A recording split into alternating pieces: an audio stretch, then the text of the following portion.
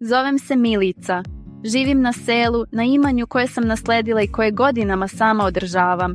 Moj život je pun rada, brige o životinjama, zemlje i prirode.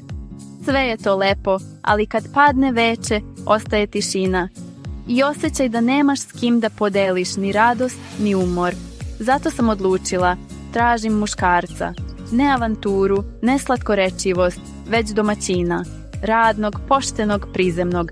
Neko ko zna da zavrne rukave, kome blato nije problem, a znoj znak časti. Ako znaš da voziš traktor, super.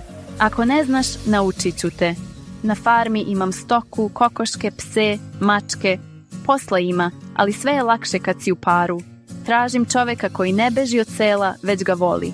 Ko nije zaljubljen u sebe nego u jednostavan život. Krupan, jak, pošten, srce mu veće od šake i duša topla kao hleb iz pečnice. Ne nudim bajku, ali nudim iskrenost, odanost i dom. Ako želiš ženu koja će ti skuvati, pomoći, smejati se s tobom, čutati kad treba, javi mi se.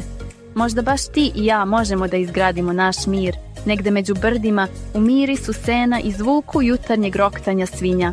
Ako se pronalaziš u ovome, čekam tvoju poruku.